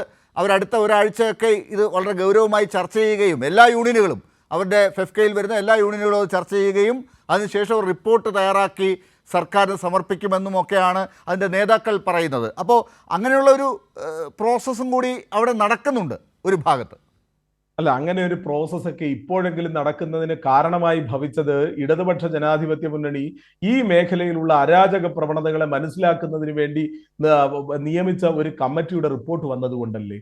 ഒന്ന് ആലോചിച്ച് നോക്കൂ. നമ്മൾ ഈ മേഖലയിൽ സ്ത്രീകൾ അനുഭവിക്കുന്ന കാസ്റ്റിംഗ് കൗച്ച്, അല്ലെങ്കിൽ സ്ത്രീകൾ അനുഭവിക്കുന്ന അവഗണന, അല്ലെങ്കിൽ സ്ത്രീകളെ ലൈംഗികമായി പീഡിപ്പിക്കുക എന്നുള്ള ലക്ഷ്യത്തോടു കൂടി ഇടപെടുന്ന പുരുഷന്മാർ, ഇതിനെയൊക്കെ കുറിച്ച് മാത്രമായി ഹേമ കമ്മിറ്റിയുടെ റിപ്പോർട്ട് ചുരുങ്ങി പോകരുത്. ഒന്ന് ആലോചിച്ച് നോക്കൂ. നമ്മുടെ കേരളത്തിൽ അത് ചുരുക്കുന്നത് ആരാണ് എന്നതാണ് ചോദ്യം. അത് മാധ്യമങ്ങളാണെന്ന് പ്രതിക്ക് അഭിപ്രായമുണ്ടോ, അതോ പ്രതിപക്ഷമാണെന്നാണോ അഭിപ്രായം? അത് ആരാണ് അത് ചെയ്യുന്നത്? ഈ രണ്ടു കൂട്ടർക്കും അതിനകത്ത് പങ്കുണ്ടെന്നാണ് എൻ്റെ അഭിപ്രായം. ഒന്ന് ആലോചിച്ച് നോക്കൂ. ഹേമ കമ്മിറ്റി റിപ്പോർട്ടിന്റെ ഒരു ഭാഗത്ത് പറയുന്നതിൽ ഏറ്റവും പ്രധാനപ്പെട്ട കാര്യം അത് സ്ത്രീകൾക്ക് മാത്രമല്ല, ആ മേഖലയിൽ ഈ പവർ ഗ്രൂപ്പിന്റെ ഒക്കെ അല്ലെങ്കിൽ പവർ ടീമിന്റെ ഒക്കെ അവഗണനകളെയും വെല്ലുവിളികളെയും നേരിടേണ്ടി വന്നിട്ടുള്ളത്.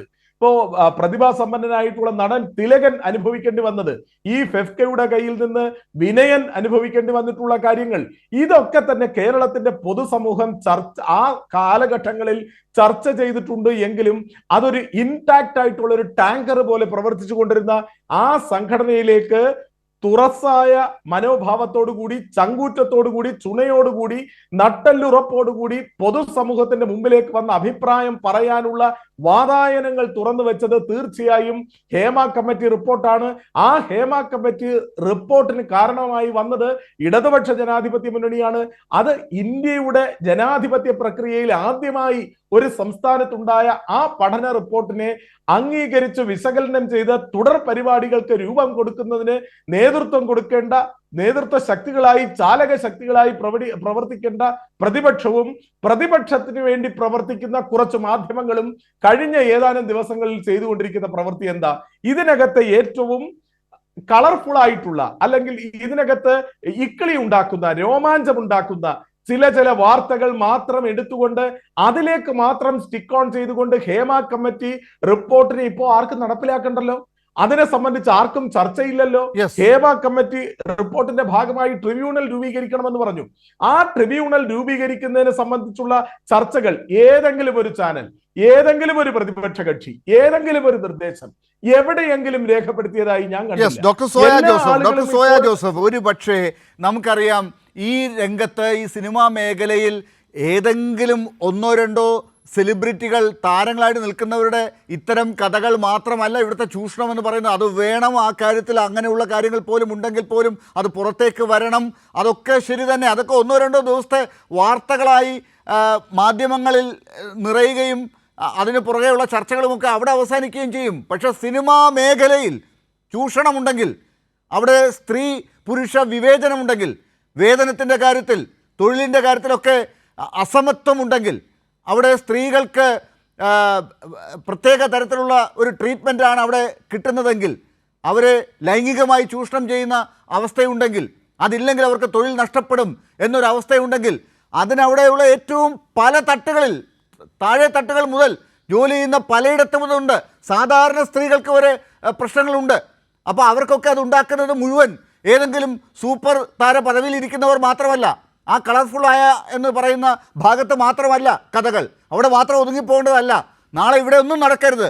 ഒരു തൊഴിൽ മേഖലയിലും സിനിമയുമായി ബന്ധപ്പെട്ട ഒരിടത്തും ഇത്തരത്തിലുള്ള അപകടങ്ങൾ ഉണ്ടാകാൻ പാടില്ല.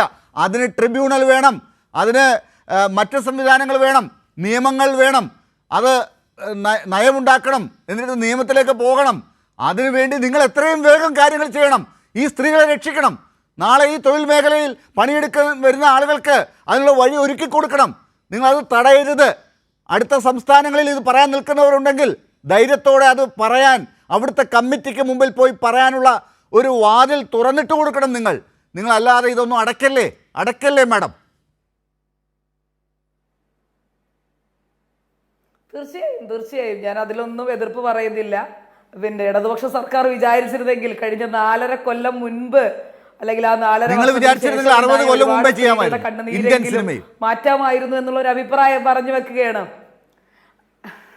ആ കണക്ക് പറയല്ലേ മാഡം? അത് പറഞ്ഞാൽ ഞാൻ ഈ 60-70 കൊല്ലം പറയും. അത് രാഷ്ട്രീയമായി പോകും. അതല്ല വേണ്ടത്. അല്ല 60-70 കൊല്ലം പറയണം, തീർച്ചയായിട്ടും പറയണം. കാരണം അങ്ങനെയാണെങ്കിൽ കോൺഗ്രസ് ഈ രാജ്യത്ത് ചെയ്ത ഒരുപാട് കാര്യങ്ങൾ, നല്ല കാര്യങ്ങൾ എനിക്കും പറയാനുണ്ട്. അപ്പൊ അത്തരത്തിലല്ലോ ചർച്ച മുന്നോട്ട് പോകേണ്ടത്. അപ്പോൾ പിന്നെ ഇതുമായി ബന്ധപ്പെട്ടിട്ടുള്ള ഒരു ആരോപണമാണ് ഞാൻ പറഞ്ഞു വെക്കുന്നത്. നേരത്തെ പിന്നെ അഡ്വക്കേറ്റ് പ്രജി പറഞ്ഞതുപോലെ, അദ്ദേഹം പറഞ്ഞതുപോലെ ഇതിൽ യഥാർത്ഥത്തിൽ മാറ്റങ്ങൾ ആദ്യം ഉൾക്കൊള്ളേണ്ടത് ഈ മേഖലയിലുള്ളവരാണ്. അത് വളരെ പ്രധാനപ്പെട്ട ഒരു കാര്യമാണ്. അത് ഇത്തരത്തിൽ നിരുത്തരവാദപരമായിട്ടുള്ള പെരുമാറ്റം ഈ സംഘടനകളുടെ ഭാഗത്തു നിന്നുണ്ടാകുന്നത് വലിയ രീതിയിൽ, കാരണം നമ്മളൊക്കെ വലിയ സാംസ്കാരിക ഔന്നിത്യമുള്ള മനുഷ്യരാണ്, ഈ സംഘടനയുടെ ഒക്കെ തലപ്പത്തിരിക്കുന്നത് വലിയ സംഘടനാ ബോധവും രാഷ്ട്രീയ ബോധവും ഒക്കെയുള്ള ആളുകളാണ്. അത് കക്ഷി രാഷ്ട്രീയത്തിന്റെ കാര്യമല്ല ഞാൻ പറയുന്നത്. പൊളിറ്റിക്കലി കറക്റ്റ് ആവുക എന്ന് പറയുന്ന ഒരു നിലപാട് ഈ സംഘടനയുമായി ബന്ധപ്പെട്ട് നിൽക്കുന്ന ആളുകൾക്കുണ്ട് എന്നുള്ള ധാരണയൊക്കെ കഴിഞ്ഞ കുറേ വർഷങ്ങളായി തെറ്റിക്കൊണ്ടിരിക്കുകയാണ്. അപ്പൊ അത് പൂർണ്ണമായും ഇല്ലാതായ ഒരു സാഹചര്യം കൂടിയാണെന്നുള്ളത്. കാരണം അവർക്ക് സംസാരിക്കാൻ പോലും അവർ തയ്യാറാകുന്നില്ല എന്നുള്ളത് വലിയ അപകടം പിടിച്ച ഒന്നായിട്ടാണ് നമ്മൾ മനസ്സിലാക്കേണ്ടത്. കാരണം ഞാനും നിങ്ങളും ഉൾപ്പെടെയുള്ള ആളുകൾ ഈ വ്യവസായത്തെ പ്രോത്സാഹിപ്പിക്കുന്ന ആളുകളാണ്. നമ്മൾ ഇത് തിയേറ്ററിൽ പോയി സിനിമ കാണുകയും അതിനെ പിന്നെ സംബന്ധിച്ച് എഴുതുകയും പഠിക്കുകയും സംസാരിക്കുകയും ഒക്കെ ചെയ്യുന്ന ഈ വ്യവസായത്തെ അങ്ങേയറ്റം പ്രോത്സാഹിപ്പിക്കുന്ന ഒരു ജനതയായി നിൽക്കുന്ന പിന്നെ കേരളം പോലെയുള്ള ഒരു സംസ്ഥാനത്തെ മനുഷ്യരോട് യഥാർത്ഥത്തിൽ ഈ താരസംഘടനകൾ ചെയ്യുന്ന ഈ നിരുത്തരവാദപരമായിട്ടുള്ള പെരുമാറ്റത്തെ കുറെ കൂടെ ഗൗരവകരമായി നമ്മൾ മനസ്സിലാക്കേണ്ടതുണ്ട്. എന്തൊരു മോശപ്പെട്ട പ്രവണതയാണ് ഇത് നിങ്ങൾ മനസ്സിലാക്കണം. കാരണം നമ്മൾ അതല്ല പിന്നെ യഥാർത്ഥത്തിൽ അവരിൽ നിന്ന് പ്രതീക്ഷിക്കുന്നത്. അപ്പൊ അത്തരത്തിലുള്ള കാര്യം തീർച്ചയായും അത് അമ്മയാവട്ടെ ഫെഫ്കെ ആവട്ടെ ഏത് സംഘടനയാണെങ്കിലും ഇപ്പം പിന്നെ അതിൽ കൃത്യമായ നിലപാട് പറയുന്ന WCC ഉൾപ്പെടെയുള്ള സംഘടനകൾ മാത്രമാണ് അല്ലെങ്കിൽ ഇതിനെ ഒരു പോസിറ്റീവായി കാണുന്ന ഒരു സമീപനം എടുക്കുന്നത്. ഈ പറയുന്നത് പോലെ അവിടെ പോലും നിങ്ങൾ പോലും മാതൃക കാണിക്കേണ്ട ആളുകൾ പ്രതിപക്ഷത്ത് നിന്ന് പോലും അത് കാണിക്കാതെ വരുമ്പോൾ മാധ്യമങ്ങൾ നിങ്ങളെ വഴിതെറ്റിക്കുന്നതാണോ എന്ന് എനിക്കറിയില്ല, അല്ലെങ്കിൽ നിങ്ങൾ അവരെ ഒരു വഴിയിലേക്ക് കൊണ്ടുപോകുന്നതാണോ എന്ന് എനിക്കറിയില്ല. WCCക്ക് പോലും ഈ ഹേമ കമ്മിറ്റിക്ക് അപ്പുറം ഇത്തരം ചില നിലപാടുകളിലേക്കും നടപടികളിലേക്കും പോലും പോകേണ്ടി വരുന്ന സന്ദർഭങ്ങൾ പോലും ഉണ്ടായി. ഈ കഴിഞ്ഞ ദിവസങ്ങളിൽ പോലും ഹേമ കമ്മിറ്റി റിപ്പോർട്ട് ആ രീതിയിലേക്ക് ചർച്ചയിലേക്ക് വരാത്തതിൻ്റെ കാരണം അതാണ്. അല്ല, അത്തരത്തിൽ ചർച്ചകൾ വരുന്നില്ല എന്നുള്ളതിന്റെ കാരണം എന്താണ്? കാരണം എന്താണെന്ന് വെച്ചാൽ നിങ്ങളത് ചർച്ചയിലേക്ക് വരുന്നില്ല. നിങ്ങൾ പോലും നിങ്ങളുടെ പാർട്ടിയിൽ പോലും ആ ചർച്ച നടന്നു എന്ന് പറയുമ്പോൾ അത് ആരും പറഞ്ഞിട്ടില്ല. ഇവിടെ പ്രതിപക്ഷമല്ല, മുകേഷിന്റെ പേര് വലിച്ചഴിക്കുന്നത് പ്രതിപക്ഷമല്ല. ഡോക്ടർ ലാൽജൻ സംസാരിക്കട്ടെ. പ്രതിപക്ഷത്തിന് അതിനകത്തൊരു റോളില്ലേ? പ്രതിപക്ഷത്തിന് അതിനകത്തൊരു റോളില്ലേ? മുകേഷിന്റെ പേര് വലിച്ചഴിക്കുന്നതോ ഗണേഷിന്റെ പേര് വലിച്ചെടുക്കുന്നത് ഒന്നും പ്രതിപക്ഷമല്ല. ഇതൊക്കെ സ്വാഭാവികമായി ഇവിടെ സംഭവിക്കുന്ന കാര്യങ്ങളാണ്. നിങ്ങൾ വിചാരിക്കുന്നത് പോലെ ഇത് ഞങ്ങൾ ഒരു കമ്മിറ്റി റിപ്പോർട്ട് പുറത്തുവിടുന്നു, ഞങ്ങൾ നയരൂപീകരണ കമ്മിറ്റി വെച്ചിരിക്കുന്നു, ഞങ്ങൾ കോൺക്ലേവ് വെച്ചിരിക്കുന്നു, ഇത് അങ്ങനെ അവസാനിച്ചു പോകുന്ന ഒന്നല്ല. ഇതിൽ കൃത്യമായിട്ടുള്ള ആരോപണങ്ങളും പ്രത്യാരോപണങ്ങളും കോളിളക്കങ്ങളും ഒക്കെ സൃഷ്ടിക്കാൻ പോകുന്ന ഒരു റിപ്പോർട്ടാണിത്. അപ്പൊ അതുമായി ബന്ധപ്പെട്ടിട്ടുള്ള അതിനകത്ത് നിങ്ങളുടെ പാർട്ടിയുടെ നയം എന്താണ്, നിലപാട് എന്താണെന്ന് നിങ്ങൾ പറയേണ്ടി വരും. അതിനകത്ത് മുകേഷിന്റെ കാര്യമാണെങ്കിൽ അതല്ലെങ്കിൽ മറ്റു കാര്യങ്ങളാണെങ്കിൽ ഹേമ കമ്മിറ്റിയുടെ കാര്യമാണെങ്കിൽ ആ കമ്മിറ്റിക്ക് അകത്ത് പറഞ്ഞിരിക്കുന്ന ഓരോ നിർദ്ദേശങ്ങളെ കുറിച്ചാണെങ്കിൽ നിങ്ങളുടെ കോൺഗ്രസ് പാർട്ടിയുടെ നിലപാട് എന്താണെന്ന് ചോദിക്കും. ആ നിലപാട് പറയണം. അല്ലാതെ അതിവിടെ ഇങ്ങനെ വായുവിൽ കിളിച്ചു വരുന്നതാണ്, നിങ്ങളത് അറിയാതെ നിങ്ങളോടൊപ്പം അത് വന്നുകൊണ്ടിരിക്കുന്നതാണെന്ന് പറഞ്ഞിട്ട് കാര്യമില്ല. നിങ്ങളുടെ നിലപാട് എന്താണ് അതിലൊക്കെ? അല്ല ഡോക്ടർ ലാൽ, ഞാൻ ആദ്യമേ പറഞ്ഞു വെച്ചിട്ടുള്ള ഒരു കാര്യമാണ്, ഈ കമ്മിറ്റി റിപ്പോർട്ട് വരുന്നതിനെ പൂർണ്ണമായും സ്വാഗതം ചെയ്തിട്ടുള്ള ഒരു പാർട്ടിയാണ് കോൺഗ്രസ്. ഇപ്പൊ നേരത്തെ നിങ്ങൾ പറഞ്ഞതുപോലെ തമിഴ്നാട്ടിലേക്ക് ഇതിന്റെ അലയൊലികൾ ഉണ്ടാകുന്നത് വളരെ നല്ല കാര്യമാണ് എന്ന് മനസ്സിലാക്കുന്ന ഒരാളാണ് ഞാൻ ഉൾപ്പെടെയുള്ള അല്ലെങ്കിൽ ഈ പാർട്ടിയുമായി ബന്ധപ്പെട്ട് നിൽക്കുന്ന ആളുകൾ. ഇതിനെയൊക്കെ പോസിറ്റീവായി തന്നെ നമ്മൾ സമീപിക്കണം.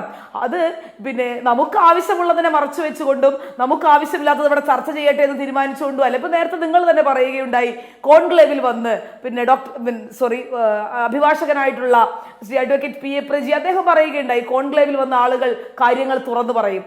ഇതിൽ വലിയൊരു ഇൻസെക്യൂരിറ്റിയുടെ പ്രശ്നമുണ്ട്. പറയാറുണ്ട്. നമ്മൾ എന്തുകൊണ്ടാണ് ഈ 62 മൊഴികൾ കൊടുത്ത ആളുകൾ അവർ പിന്നീട് ഈ മൊഴികൾ ആവർത്തിക്കാൻ തയ്യാറാകാത്തത്? അവരെന്തുകൊണ്ടാണ് വലിയ സ്വകാര്യതയെ പറ്റിയത്? സ്വകാര്യത എന്ന് പറയുന്നത് പേടിയുടെ ഗുണഭാഗമാണ്. അതെ, അപ്പൊ അത് നിങ്ങൾക്ക് അറിയാമെങ്കിൽ പിന്നെ എങ്ങനെയാണ് നിങ്ങൾ അത് പുറത്ത് പറയണം, അത് അന്വേഷിക്കണം, അത് ഇവിടെ പുറത്തേക്ക് വിടണം എന്നൊക്കെ നിങ്ങൾ പറഞ്ഞുകൊണ്ടിരിക്കുന്നത് എങ്ങനെയാണ്? നിങ്ങൾക്ക് രണ്ടും നിങ്ങൾ തന്നെ പറയുന്നത് എങ്ങനെയാണ്? അല്ല, ഇപ്പൊ നേരത്തെ ഞാൻ പറയട്ടെ ഡോക്ടർ ലാൽ, ഞാൻ പറയട്ടെ. അപ്പൊ നേരത്തെയാണ് അഭിഭാഷകനായിട്ടുള്ള പിന്നെ അഡ്വക്കേറ്റ് പ്രജി അദ്ദേഹം പറയുന്നത് ഈ പറയുന്നത് പോലെ പിന്നെ കോൺക്ലേവിൽ വന്ന ആളുകൾ കാര്യങ്ങൾ തുറന്നു പറയും. എനിക്കതിൽ യാതൊരു പ്രായോഗികതയും തോന്നുന്നില്ല. അല്ല, കോൺക്ലേവിൽ വന്ന് ആളുകളുടെ പേര് വിളിച്ചു പറയാനുള്ള ഒരു സംവിധാനമാണെന്ന് മാഡം തെറ്റിദ്ധരിക്കുന്നുണ്ട്. മാഡം ഡോക്ടർ സോയ ജോസഫ്, ഈ കോൺക്ലേവ് നടത്തുന്നത് മുഴുവൻ ആരെങ്കിലും ലൈംഗികമായി പീഡിപ്പിച്ചെങ്കിൽ അവരുടെ പേര് പറയാനുള്ള ഒരു വേദിയായിട്ടല്ല. എന്താണ് മനസ്സിലാക്കിയിരിക്കുന്നത്? നിങ്ങൾ ഈ പറയുന്ന അഭിഭാഷകനായിട്ടുള്ള പ്രജി പറഞ്ഞു വെച്ച പ്രസ്താവനയോടുകൂടി ഞാൻ പ്രതികരിച്ചതാണല്ലോ.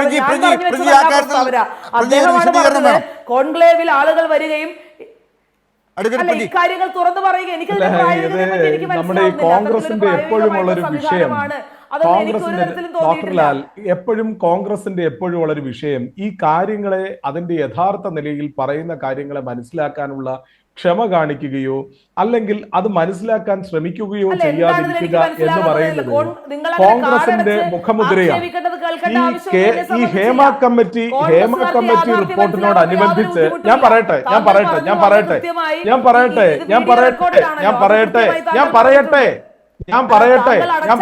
നിങ്ങൾ പറഞ്ഞതിന്റെ മറുപടി പറയാൻ എന്റെ ഊഴമാണ്. ഞാൻ പറയട്ടെ കോൺക്ലേവിൽ വന്ന് കോൺക്ലേവിനെ കുറിച്ച് കോൺഗ്രസിന്റെ പ്രതിനിധി എന്താണ് മനസ്സിലാക്കിയിരിക്കുന്നത്? കോൺഗ്രസിന്റെ ഈ ചർച്ചയിൽ പങ്കെടുക്കുന്ന പ്രതിനിധിയും ഹേമ കമ്മിറ്റി റിപ്പോർട്ടുമായി ബന്ധപ്പെട്ട കോൺക്ലേവിനെ കുറിച്ച് മനസ്സിലാക്കിയിരിക്കുന്ന എന്താ? എന്ത് പോഴത്തരവും വിഡ്ഢിത്തരവുമാണ് ഇവിടെ വന്നിരുന്ന് പറയുന്നത്? ഒന്ന് ആലോചിച്ച് നോക്കേ. കോൺക്ലേവിൽ ഞാൻ പറയട്ടെ, നിങ്ങളൊന്ന് മിണ്ടാതിരിക്കേ. ഞാൻ പറയട്ടെ ഇവിടെ വന്നിരിക്കുന്നത്. ഞാൻ പറയട്ടെ, ഹേമ കമ്മിറ്റി റിപ്പോർട്ടിൽ കോൺക്ലേവ് എന്താ?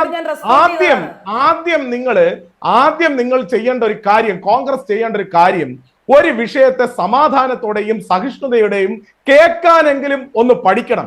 എന്നാലേ ആ പാർട്ടി ഇനിയെങ്കിലും കേരളത്തിൽ രക്ഷപ്പെടൂ. അതൊന്ന് മനസ്സിലാക്കൂ. ഹേമ കമ്മിറ്റി റിപ്പോർട്ടിനോടനുബന്ധിച്ച കോൺക്ലേവ് ഞാൻ പറയുന്നത് എനിക്ക്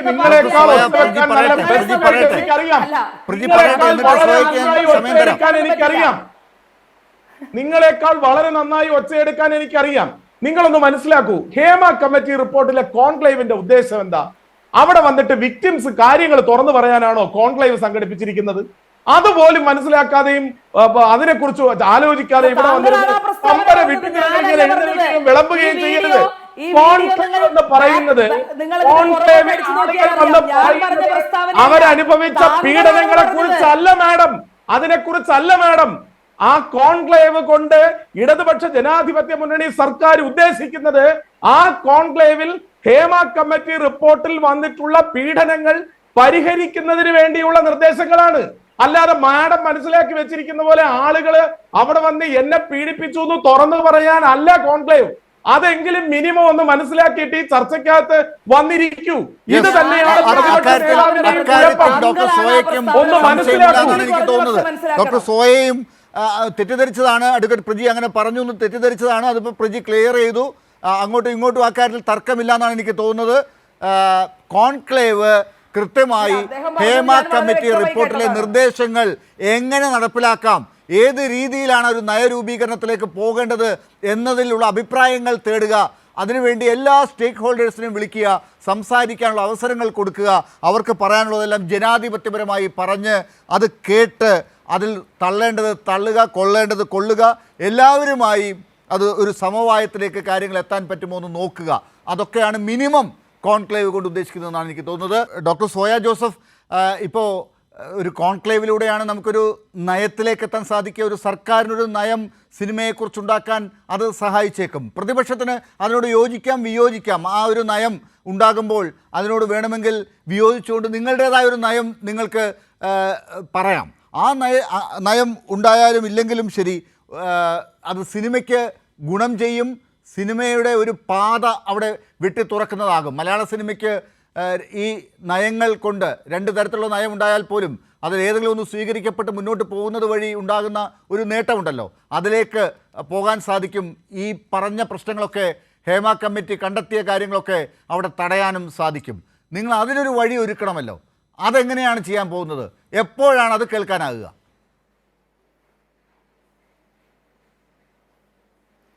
അല്ല, ഞങ്ങളാരും ഈ പറയുന്നത് പോലെ ഇതിലെ വഴി തുറക്കുന്നതിനോ വഴി വെട്ടുന്നതിനോ ഒന്നും എതിരല്ല. ഈ പറയുന്നത് പോലെ ഇപ്പോൾ ഈ മുകേഷ് എന്ന് പറയുന്ന ഒരാൾക്കെതിരെ ആരോപണം ഉന്നയിക്കപ്പെട്ടിട്ടില്ലെങ്കിൽ നാളെ ആ കോൺക്ലേവിലെ ഏറ്റവും പ്രധാനപ്പെട്ട അധ്യക്ഷനായിരിക്കുന്നത് ഒരു പക്ഷേ ശ്രീ മുകേഷ് എന്ന് പറയുന്ന ഒരാളായിരിക്കും. അപ്പൊ അത്തരത്തിലുള്ള ഇരയും വേട്ടക്കാരനും ഒരുമിച്ചിരുന്നുള്ള സംവാദങ്ങളെ പൊതുജനം ഉൾപ്പെടെയുള്ള അല്ലെങ്കിൽ സിനിമയുടെ ഭാഗമായി നിൽക്കുന്ന ആളുകൾ പോലും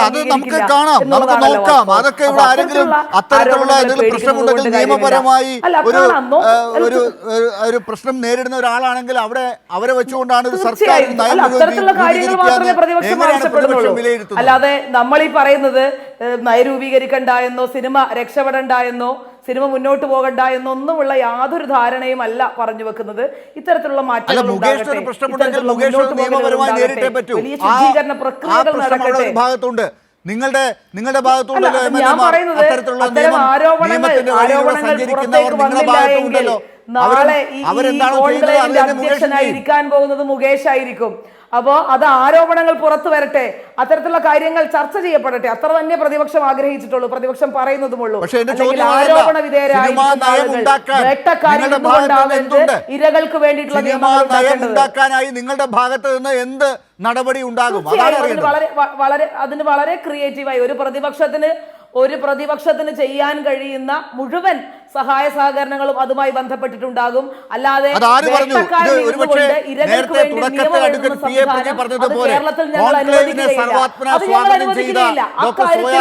വളരെ കൃത്യമായ നിലപാട് പറയും. എല്ലാ സഹകരണങ്ങളും വാഗ്ദാനം ചെയ്യുന്നു. പക്ഷെ പ്രതിപക്ഷ നേതാവിന്റെ വായിൽ നിന്ന് കേൾക്കാനാകുമോ? അത് കോൺഗ്രസിന്റെ നേതാക്കളിൽ നിന്ന് അത് കേൾക്കാനാകുമോ? എന്നോടാണോ ഡോക്ടർ സോയ? അല്ല, തീർച്ചയായും അക്കാര്യത്തിലൊന്നും ഒരു സംശയം വേണ്ട. ഞാൻ ആദ്യമേ പറഞ്ഞല്ലോ, ഈ കമ്മിറ്റി റിപ്പോർട്ടിനോ ഈ മേഖലയിലെ ശുദ്ധീകരണത്തിനോ ഞങ്ങൾ എതിരല്ല. ഞാൻ നേരത്തെ പറഞ്ഞതുപോലെ ആരോപണ വിധേയമായിട്ടുള്ള ആളുകളെ ഇരുത്തിക്കൊണ്ടുള്ള ചർച്ചകൾക്ക് ഞങ്ങൾ അനുവദിക്കുകയില്ല. അതിൽ വളരെ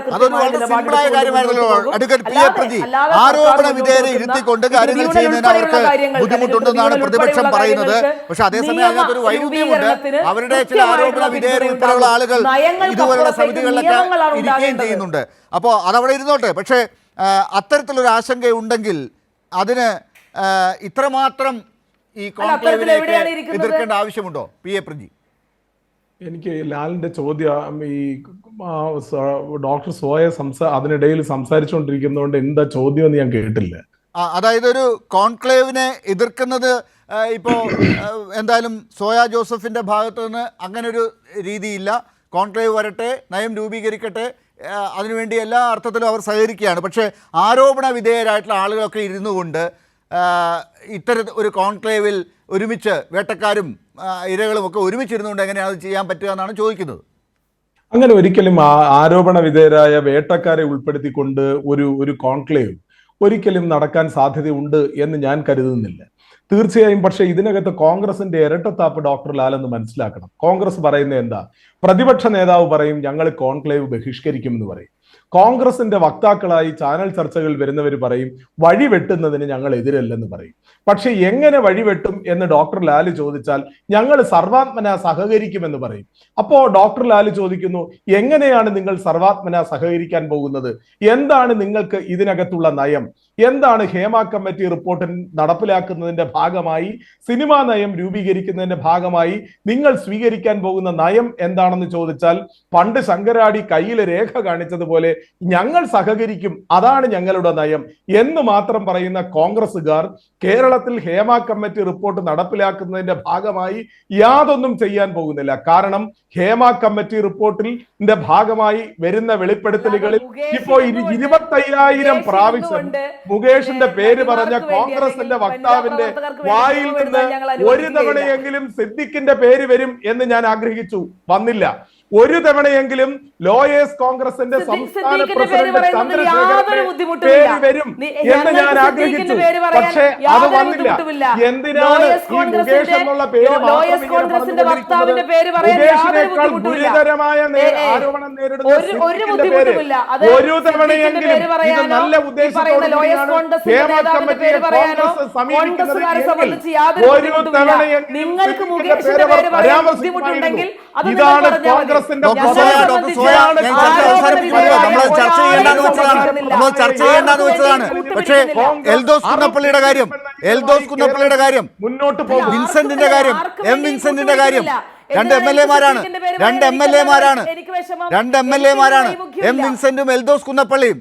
ആ പേരുകൾ അവിടെ നിൽക്കുന്നിടത്തോളം കാലം നിങ്ങൾ എങ്ങനെ മുകേഷിന്റെ കാര്യം പറയും? CPM ഒരുപക്ഷെ ഞാൻ ഈ ചോദിക്കുന്ന ചോദ്യത്തെ അംഗീകരിക്കുന്നുണ്ടാവില്ല, അവര് വേറെ വഴിക്കായിരിക്കും കാര്യങ്ങൾ കാണുന്നത്. പക്ഷെ എനിക്ക് കോൺഗ്രസിനോട് ഈ ചോദ്യം ചോദിച്ചേ പറ്റൂ.